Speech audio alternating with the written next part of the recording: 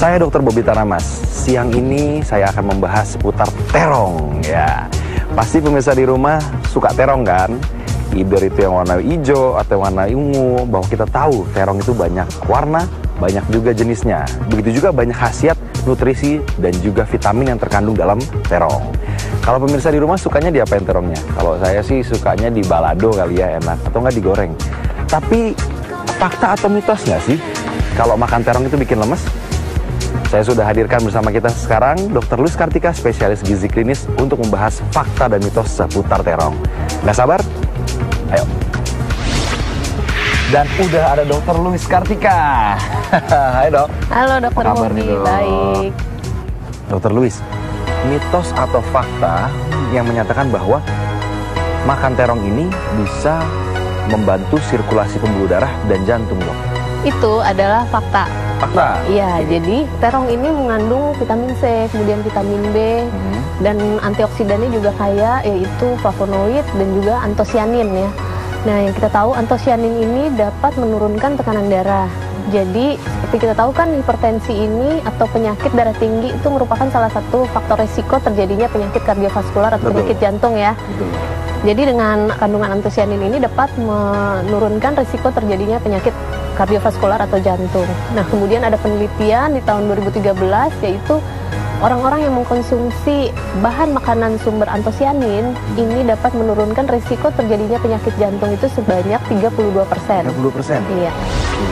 Ini buat pemirsa di rumah nih yang punya masalah dengan gula darah ya, atau bisa kita kenal dengan kencing manis biasanya ya, atau diabetes ya. Kita tahu bahwa diabetes itu ada dua tipe 1, tipe 2. Ada yang kita dapat dengan keturunan, ada yang juga dengan pola hidup. Nah, Dr. Luis, saya mau tanya, mitos atau fakta mengkonsumsi terong dapat membantu mengontrol kadar gula dalam darah dok? Itu fakta Dr. Bobby. Ya.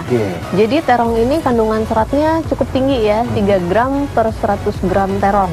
Nah, itu serat itu kan fungsinya banyak ya. Salah satunya dapat membantu kontrol gula darah dengan cara memperlambat proses pencernaan, yaitu pemecahan karbohidrat, sehingga setelah kita makan kadar gula darah kita tidak melonjak gitu. Nah, kemudian si terong ini sebenarnya masuk dalam kategori bahan makanan rendah glycemic index. Jadi kurang lebih glycemic indexnya 15. Jadi aman untuk dikonsumsi oleh penderita diabetes gitu. Dr. Luis, fakta atau mitos dok bahwa mengkonsumsi terong ini baik untuk program diet kita? Itu adalah fakta. Jadi seperti yang tadi kita bahas ya Dr. Bobby, terong ini mengandung serat yang cukup tinggi, yaitu kurang lebih 3 gram per 100 gram terong. Nah, serat ini dapat memberikan rasa kenyang sehingga kita tidak makan berlebihan saat diet. Nah, kemudian terong ini termasuk dalam makanan rendah kalori, sekitar 24 kalori per 100 gramnya. Jadi untuk diet pun bagus juga untuk mengurangi kalori yang masuk ke badan kita. Nah, untuk dietnya sendiri tetap ya sebaiknya memperhatikan jumlah kalori, total kalori yang masuk dari makanan dan minuman.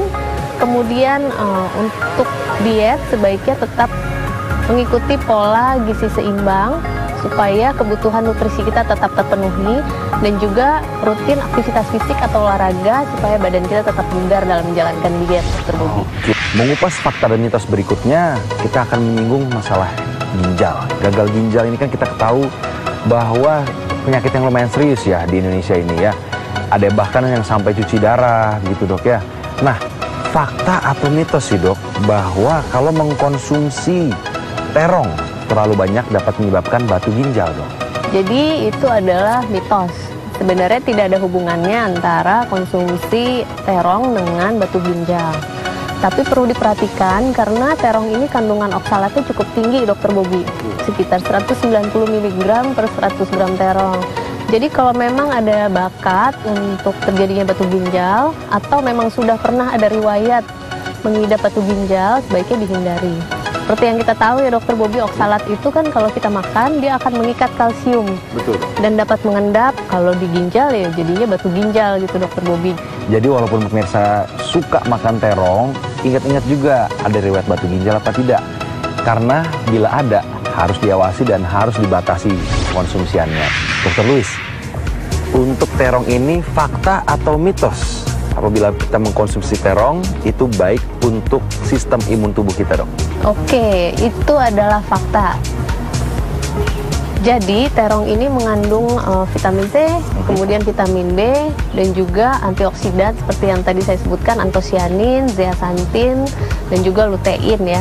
Itu semua baik untuk mendukung sistem imun tubuh kita, baik secara selular atau secara humoral. Jadi seperti vitamin C dan vitamin B itu dibutuhkan untuk integritas dari mukosa atau kulit, permukaan sel, dan juga untuk oxidative burst.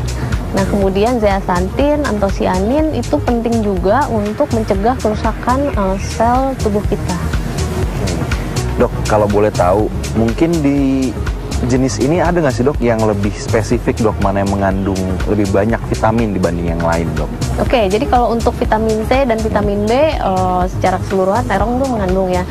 Tapi kalau untuk antioksidan yang tadi saya sebutkan, sebenarnya kalau untuk antosianin itu lebih ke yang ungu. Yang ungu ini, dok, ya? Iya, yang benar. Nah, kalau yang hijau ini lebih ke lutein. Ini lebih ke lutein? Ya, tapi semua antioksidan itu memiliki fungsi dan juga manfaatnya sendiri-sendiri. Jadi sebaiknya memang kalau kita makan, terutama sayuran dan buah itu dari berbagai warna. Ada warna merah, warna orange, warna ungu, dan juga hijau.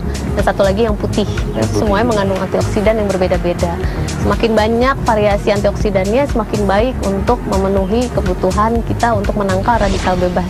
Di dalam tubuh kita sebenarnya sudah terkandung sel-sel karsinogen atau sel kanker. Ya, tinggal bagaimana sel itu dapat bertumbuh di dalam tubuh kita melalui dengan pola hidup yang tidak sehat ataupun makanan-makanan yang tidak sehat. Dr. Louis, fakta atau mitos kalau kita konsumsi terong ini dapat membantu mencegah pertumbuhan sel kanker dalam tubuh kita, dok? Oke, Dr. Bobby, itu adalah fakta. Fakta? Iya, jadi terong ini mengandung tadi antosianin dan kemudian zeaxanthin. Itu dapat mencegah kerusakan sel di awal dengan menangkal radikal bebas. Nah, kemudian dia juga ada glycoalkaloids, mempunyai sifat anti kanker. Dan juga antosianin tadi dapat mencegah angiogenesis atau pembentukan jaringan pembuluh darah yang memberi makan sel kanker tersebut atau sel tumor, gitu, Dr. Bobby. Untuk memastikan atau memaksimalkan terong ini dapat di tubuh kita dengan baik, gimana sih, dok, cara penyajiannya, dok?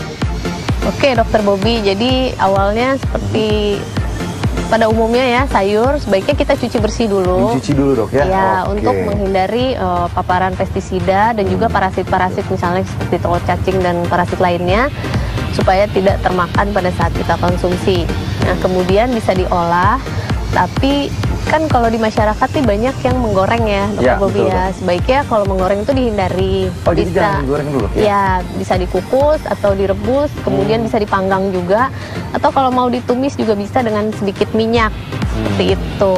Dan kemudian meskipun terong ini sehat, sebaiknya tidak dikonsumsi secara berlebihan, diimbangi dengan sayuran-sayuran lain yang berbagai warna, supaya kandungan antioksidannya bervariasi, jadi bisa memberikan manfaat untuk tubuh kita lebih maksimal.